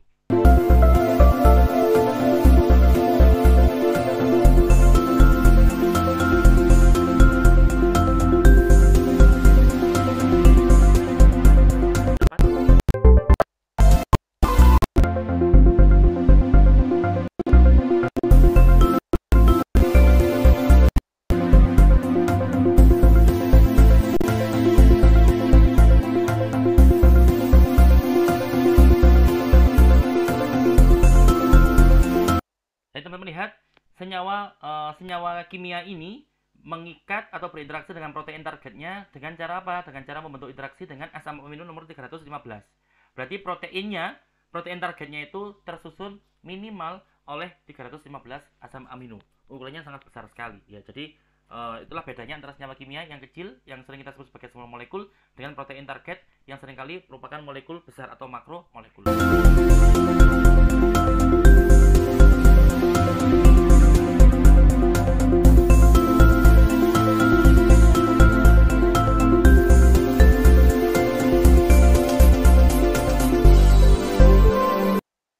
Teman-teman bisa lihat pola interaksi antara senyawa kimia ya yang ini dengan senyawa dengan asam amino yang ada di protein. Jadi dia itu berikatan dengan luar biasa. Ya ini tadi yang menyebabkan bahwa ada pola. Bahwa kalau dia ketemu tempat yang cocok, ketemu asam amino yang cocok, maka dia itu bisa berinteraksi dengan sangat luar biasa, tidak tabrakan, tapi mepet, sangat mepet sekali ya. Maka itulah yang menyebabkan kenapa kok senyawa kimia yang sama itu kalau kita berikan kepada sel itu efeknya cenderung akan sama. Ya, kecuali kalau selnya nanti sudah mengalami perubahan. Misalkan sel itu mengalami mutasi sehingga reaksi semacam ini, interaksi semacam ini tidak bisa ditemukan. Mengapa? Karena memang ada perubahan. Tapi kalau kondisinya sama-sama normal, itu pasti akan ada polanya. Dan polanya itu bisa kita hitung lagi-lagi pakai komputer, menandakan bahwa semua itu ada rumusnya. Dan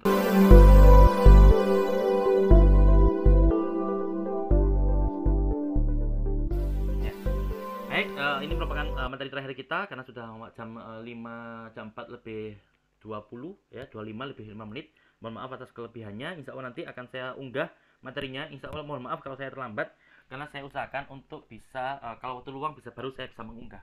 Kalau nggak ada waktu luang maka mungkin akan terlambat mengunggahnya karena luar biasa menyita waktu dari proses editing sampai lainnya ya.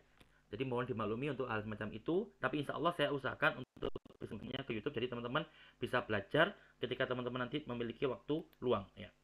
Baik, mari kita akhiri pertemuan kita. Semoga yang kita pelajari hari ini bisa bermanfaat. Slide-nya sudah saya siapkan, ada sekitar berapa ini? Berapa slide? Ada sekitar 76 slide ya. Jadi nanti silakan teman-teman untuk belajar. Slide-nya akan saya bagikan. Jadi mohon untuk bertanggung jawab kalau saya belum mengirimkan slide-nya, mohon untuk saya diingatkan ya. Mungkin saya kelupaan. Ya. Jadi insya Allah saya pasti lupa ya. Kalau lupa saya mohon diingatkan. Baik, apa yang kita pelajari hari ini semoga Allah senantiasa memberikan keberkahan fid dunya wal akhirah. Amin ya rabbal alamin. Bismillahirrahmanirrahim. ربنا انفعنا بما علمتنا رب علمنا الذي ينفعنا رب فقنا وفقي أهلنا وقرابات لنا في ديننا مع أهل الكثر أنثى وذكر رب وفقنا ووفقهم لما ترتدي قولا وفعلا كرما وارزق الكل حلالا دائما وأخلنا أذكياء علما نهضى بالخير ونكفى كل شر ربنا أصلح لنا كل شؤون وأكرنا بالرضا منك العيون وقضي عنا ربنا كل الديون قبل أن تأتينا رسل المنون واغفر استر أنت أكرم من ستر وصلاة الله تغشى المصطفى وإلى الحق دعانا والوفاء بكتاب فيه للناس الشفاء وعلى الآل الكرام الشرفاء وعلى الصحب المصابيح الغرار اللهم اهدنا بهداك واجعلنا ممن يسارع في رضاك ولا تولنا وليا سواك ولا تجعلنا ممن خالف أمرك وعصاك فحسبنا الله ونعم الوكيل نعم المولى ونعم النصير ولا حول ولا قوة إلا بالله العلي العظيم وصلى الله على سيدنا محمد وعلى آله وصحبه وسلم والحمد لله رب العالمين يا ربنا اعترفنا بأننا اقترفنا وأننا أسرفنا على الأرض أشرفنا فتب علينا التوبة تغسل كل حوبة واستر لنا الأورات وآمن الروعات واغفر لوالدينا ربي ومولودينا والأهل والإخوان وسائر الخلان وكل ذي محبة أو جيرة أو صحبة والمسلمين أجمع آمين رب فاسمع فدلا وجودا منا لا باكتساب منا بالمصطفى الرسول نهضى بكل سول صلى وسلم ربي عليه عد الحب وآله وصحبه عداد طاش الصحب والحمد للإله في البدء والتناهي والحمد للإله في البدء والتناهي سبحانك اللهم وبحمدك أشهد أن لا إله إلا أنت أستغفرك وأتوب إليك والسلام عليكم ورحمة الله وبركاته.